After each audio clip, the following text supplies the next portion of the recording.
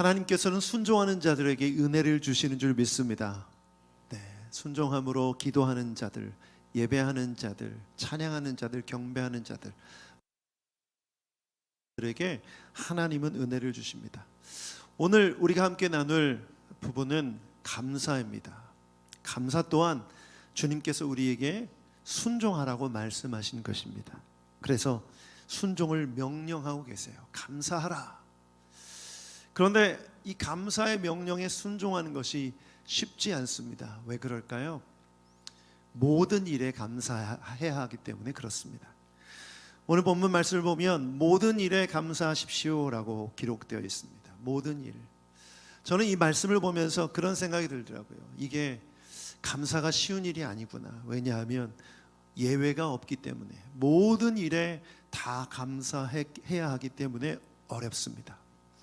내가 겪었던 힘들었던 일, 나의 불행, 나의 고통, 나의 실패, 나의 좌절, 나의 상처까지도 감사하라는 것입니다.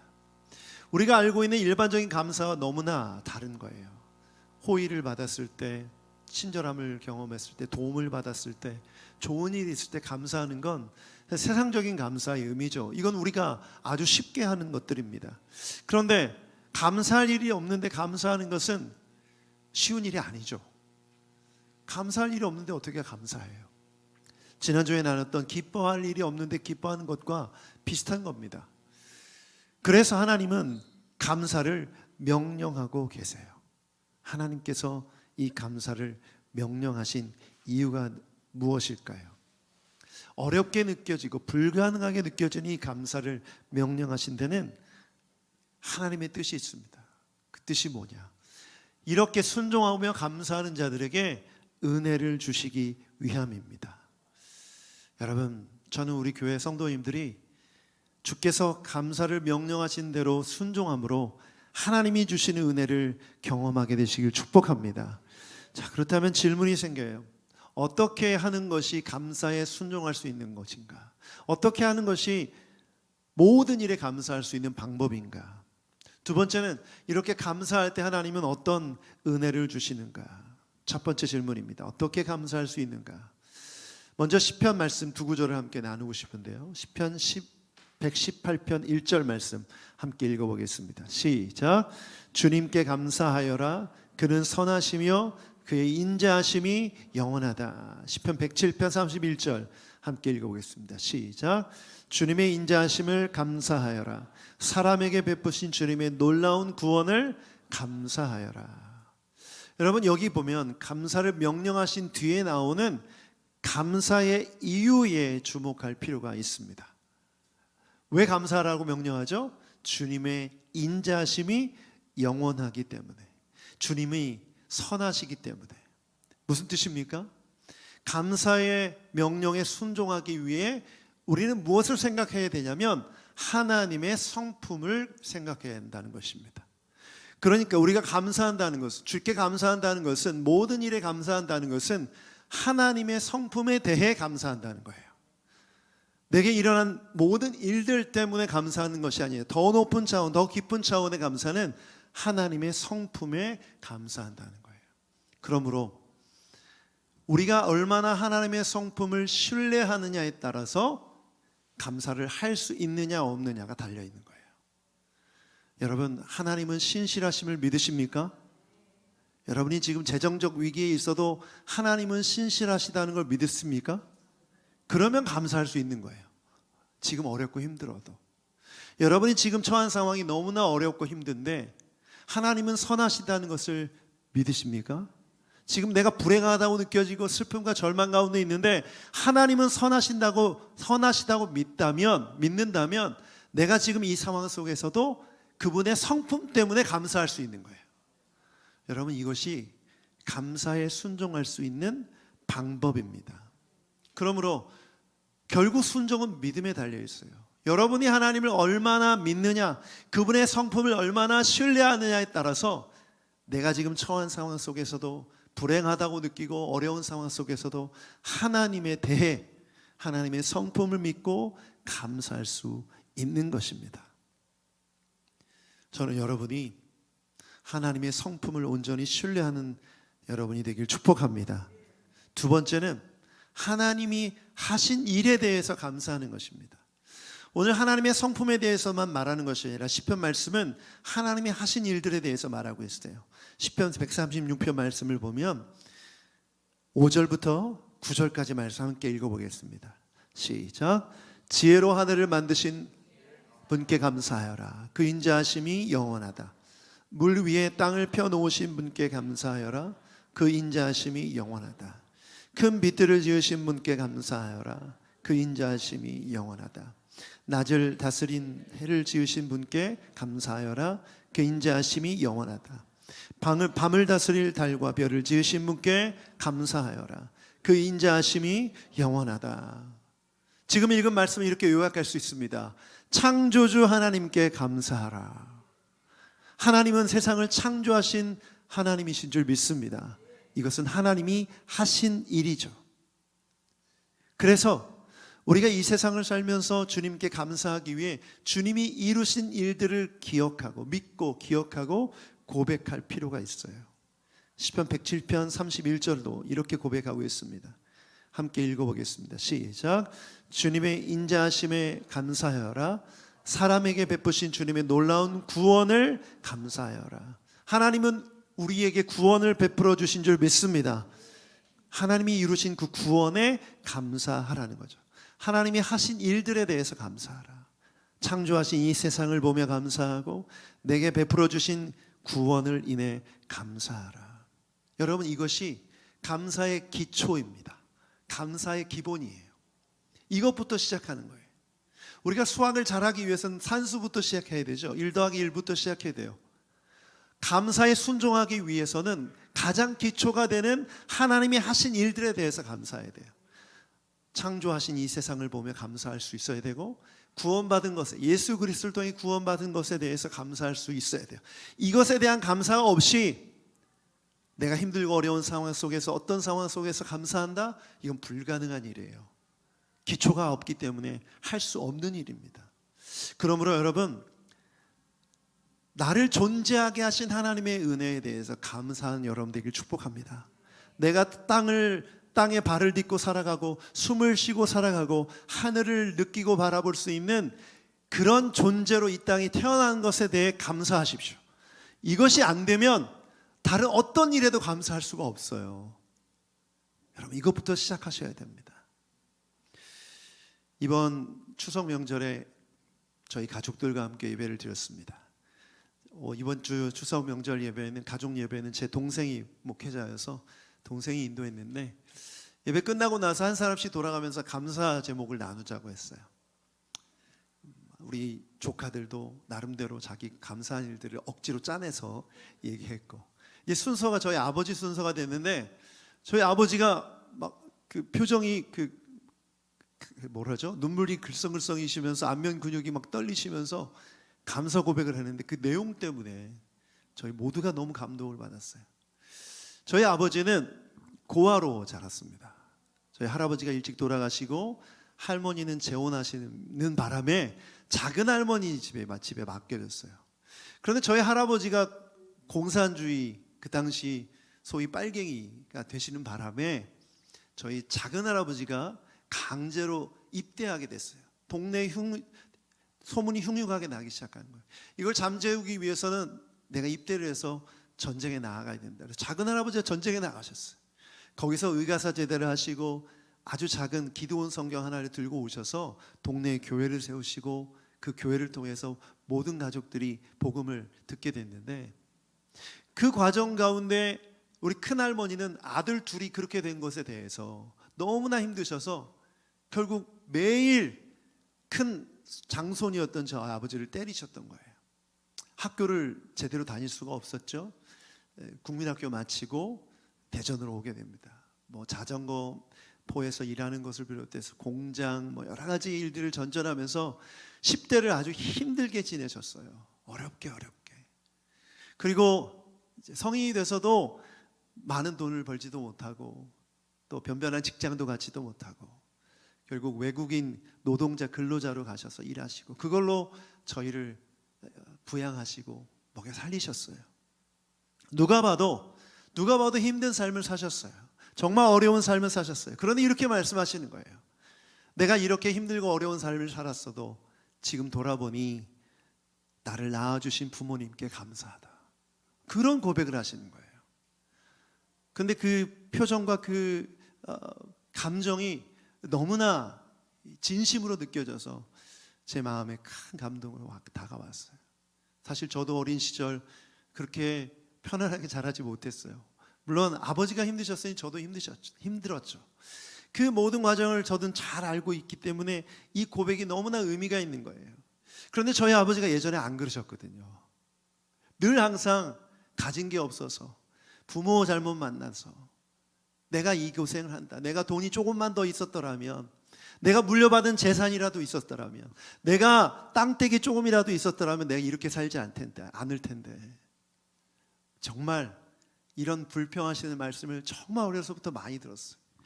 그리고 그 불평이 저희 어머니께도 가서 장인어른 장모님이 뭘 해주셨다라면 내가 이렇게 가난하게 살지 않을 텐데, 이런 불평을 수없이 하셨거든요. 그런데 저희 아버지가 달라지셨어요. 왜 달라졌을까요? 저희 아버님은 예수님 믿고 하나님 믿게 됐어요. 그래서 바뀌신 것 같아요. 아니, 그래서 바뀌셨어요. 그럴 뿐이 아쉬운데 바뀌셨어요. 왜 그럴까요? 하나님의 창조하신 하나님, 자기 자신을 이 땅에 태어나게 해주신 그 하나님의 은혜를 깨달았기 때문이죠.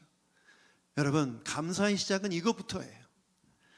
여러분이 느끼는 고통과 여러분이 느끼는 아픔과 슬픔과 불평과 불만들 다 근원적으로 따라가다 보면 여러분이 존재하기 때문이잖아요. 여러분, 자살하는 사람들이 왜 자살하죠? 이 존재가 없어지면 그 고통도 끝날 거라는 생각 때문이죠. 그런데 여러분, 존재에 대해서 감사하기 시작하면 모든 것이 감사해요. 그렇지 않습니까? 여러분, 우리가 살아가는 이 세상에서 많은 사람들이 결국은 그런 식으로 생각하고 그런 식으로 자기 자신의 삶을 해석하잖아요. 저는 오늘 우리 주님이 왜 우리에게 감사를 명령하신지 그 뜻을 알 수 있을 것 같아요. 사랑하는 여러분, 우리 주님께 감사하십시오. 가장 먼저 지금 살아 숨쉬고 있음을, 이 땅에 태어나 지금 살아서 삶을 누리고 있음을 감사하십시오. 이것은 창조주 하나님의 은혜인 줄 믿습니다. 더 나아가 우리에게 허락하신 이 삶을 죽음 가운데, 절망 가운데, 어둠 가운데, 괴로움 가운데 살지 않고 예수 그리스도를 통해서 복음을 허락해 주셔서 그것을 믿고 구원받아서 하나님의 자녀가 되었음을 감사하십시오. 여러분, 이 나의 존재와 구원에 대한 감사 없이는 다른 어떤 것도 감사할 수가 없어요. 그래서 오늘 감사의 명령에 순종하는 여러분 모두가 되기를 축복합니다. 아멘. 우리 하나님은 우리를 사랑하시며 인자하시며 선하신 주님이신 줄 믿습니다. 이것이 감사의 시작입니다. 자, 두 번째, 그러면 이렇게 감사할 때 하나님은 어떤 은혜를 주시는가? 오늘 본문 말씀을 한 번 더 읽어보도록 하겠습니다. 시작. 모든 일에 감사하십시오. 데살로니가서 5장 18절 시작. 모든 일에 감사하십시오. 이것이 그리스도 예수 안에서 여러분에게 바라시는 하나님의 뜻입니다. 감사를 명령하시는데 이 감사를 명령하신 데는 하나님의 뜻이 있다는 거예요. 이 뜻이 무엇일까? 여러분, 우리가 명령에 순종할 때 하나님은 은혜를 주시는데 그 은혜가 무엇인지를 이 구절을 통해서 알게 됩니다. 여러분, 감사하는 사람에게 하나님의 뜻이 이루어지는 줄 믿습니다. 그 감사하는 행위 자체가 하나님의 뜻이라는 것은 그 뜻을 이룰 때 내 삶을 통해서 하나님의 뜻이 이루어지는 거예요. 그래서 하나님은 여러분의 삶의 모든 과정 가운데 하나님의 은혜를 발견하게 하시고 그 은혜에 감사할 때 또 은혜를 주심으로 삶이 주의 뜻 가운데 살 수 있게 하신다는 거예요. 고린도전서 15장 10절 말씀을 보면 바울이 이런 고백을 합니다. 우리가 너무나 잘 아는 말씀, 사랑하는 말씀이죠. 함께 읽어보겠습니다. 시작.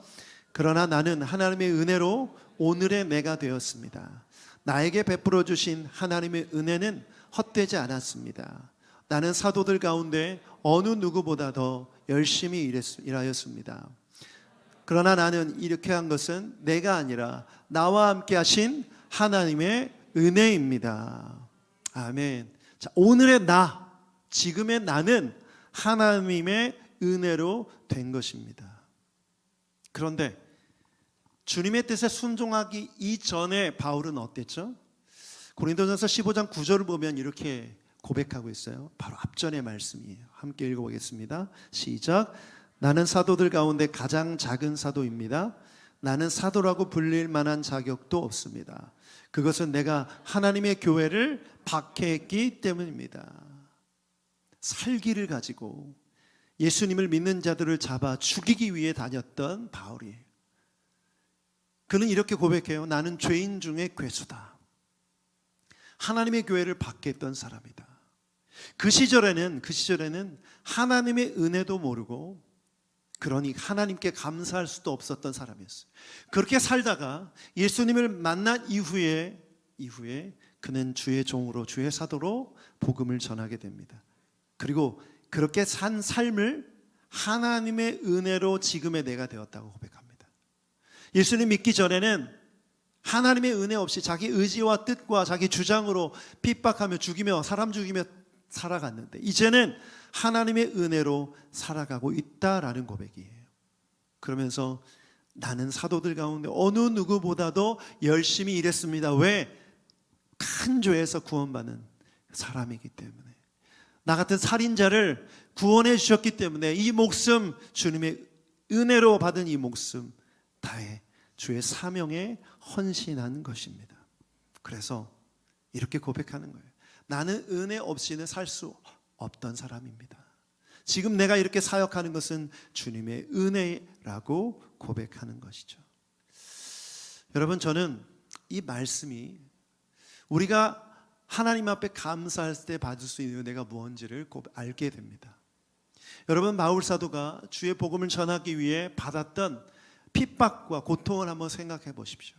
정말 고독한 전도 여행이었죠. 많은 사람들이 손가락질하고 때리고 감옥에 가두고 배고픔과 굶주림과 추위와 여러 가지 환경적인 어려움을 다 감내해야만 했어요. 그런데 그는 감사라는 기본 태도를 늘 유지하고 있었어요. 받은 구원에 감사했어요. 죄인 중에 괴수였던 내가 예수님 복음 때문에 예수님 만나서 구원받았음을 늘 감사하고 있었어요. 새 생명을 얻은 것에 대해서 감사했어요. 그렇기 때문에 그 은혜를 누리며 나아갔던 것이고, 모든 상황 속에서도 하나님 앞에 은혜를 고백할 수밖에 없었습니다. 저는 믿습니다. 하나님은 은혜를 베풀어 주시는 분이신 줄 믿습니다. 어떤 사람에게? 주께 감사하는 자들에게 하나님께서 허락하신 그 은혜를 간절히 구하며 주님께 감사하는 자들에게 은혜를 베풀어 주세요. 그리고 은혜는 현실의 삶에서 하나님의 뜻대로 살 수 있게 됩니다. 하나님의 뜻은 우리의 의지로 이룰 수 있는 게 아니에요. 결국 은혜로 이루는 거예요.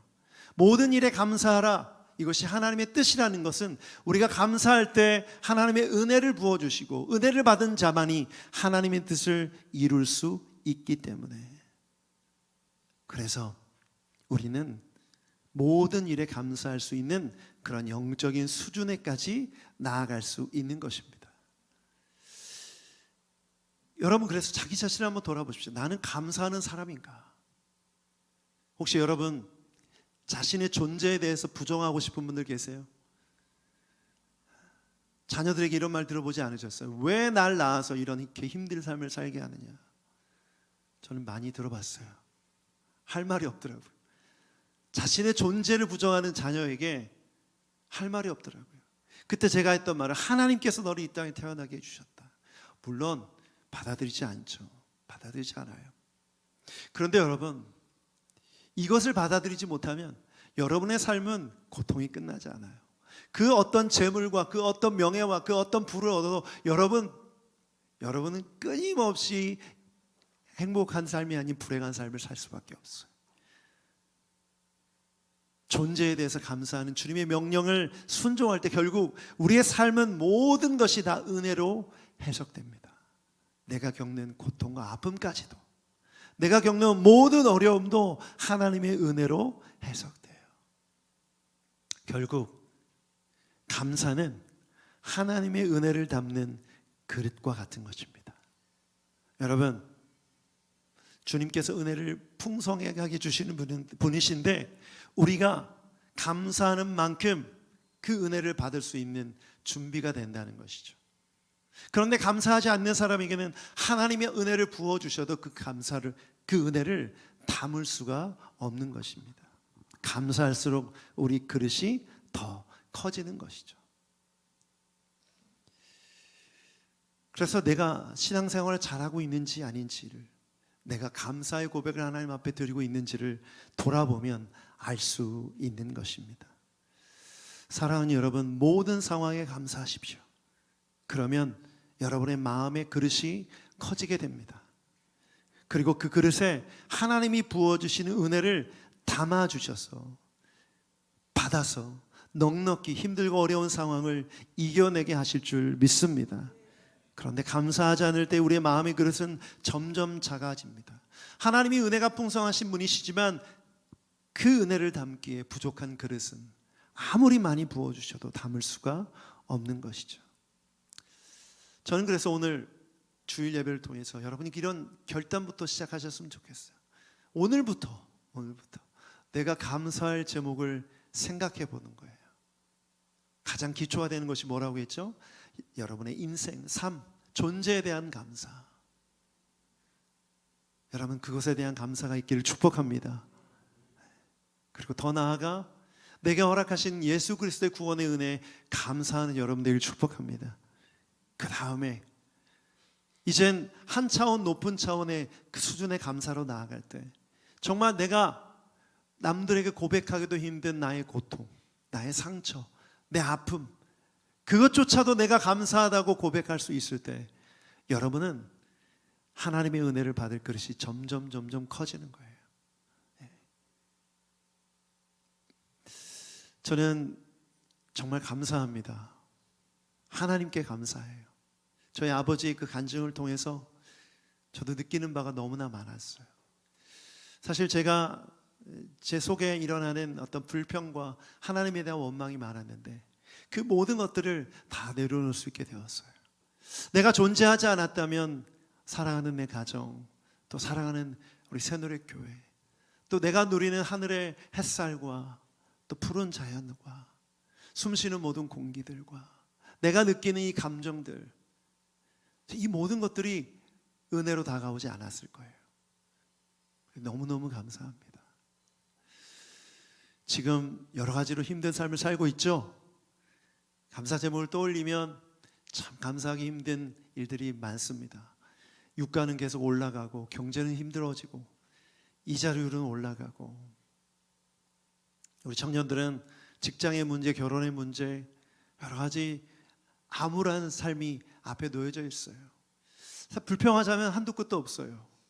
대통령부터 왜 내가 그렇게 투표를 했는가부터 정치인 욕부터 또 부모님, 가족, 또 왜 나는 그 선택을 했냐, 자기 자신을 원망하는 원망부터 한도 끝도 없죠.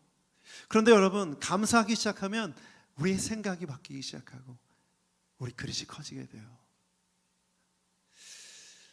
저는 오늘을 통해서 교회에 대한 제가 가졌던 감사하지 못하는 마음을 좀 나누고 싶어요.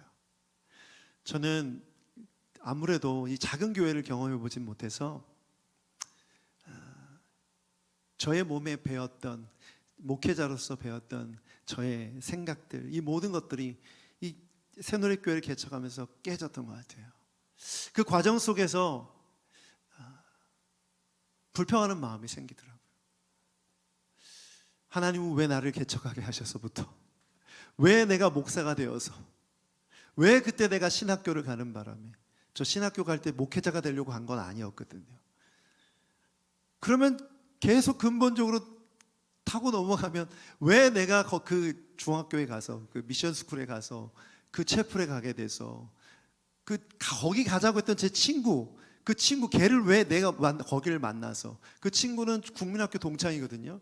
그럼 내가 왜 그 국민학교를 가서, 그럼 나는 왜 그 땅에 태어나서, 왜 부모님 그 자녀로 태어나서, 다 이게 불평거리인 거예요.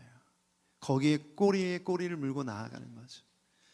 그런데 여러분, 이 모든 것을 한 번에 싹 지우는 게 뭐냐면 하나님에 대한 감사예요. 하나님 나를 사랑하심에 대한 감사예요. 하나님은 선하신다는 것에 감사해요. 신실하신 것에 대한 감사예요. 이렇게 감사를 시작할 때 모든 불평이 사라지는 줄 믿습니다. 능력이죠, 능력이. 그래서 여러분, 순종이라는 단어를 떠올릴 때 너무 거창한 것부터 떠올리지 마세요. 뭐 엄청난 헌금을 하고 봉사를 하고 헌신을 하고 선교사로 나가고 목사가 되고. 여러분, 이건 특별한 일이고 나중 일이에요. 지금 현재 여러분의 삶에서 감사하지 못한다면 그런 부르심과 순종에 나아가는 건 위험해요. 그런 사람이 선교사가 되고 목사가 되면 못하겠습니까? 늘 항상 입만 열면 불평을 늘어놓겠죠. 사람 원망하고. 저는 그래서 우리 새누리교회 성도님들의 입에 불평이 그치기를 축복합니다. 그러려면 감사해야 돼요. 의지적으로 돼요? 안 되죠. 무의식적으로 불평이 나오거든요. 그런데 내가 감사하기 시작할 때 모든 불평이 사라지게 되고 원망이 사라지게 되고, 그러면 어떤 것에도 감사할 수 있는 진정한 믿음의 사람이 될 수 있는 줄 믿습니다. 하박국이 그렇게 기뻐할 수 있었던 이유는 자기 자신에 있는 삶의 모든 것을 감사함으로 받아들일 수 있었기 때문이에요. 무화과 나무에 열매가 없어도, 외양간에 소출이 없어도, 소가 없어도 감사할 수 있는 능력, 바로 여기에 그 능력 가운데 나아갈 수 있었기 때문이죠. 저는 그래서 오늘 감사를 결단하는 여러분 되길 축복합니다.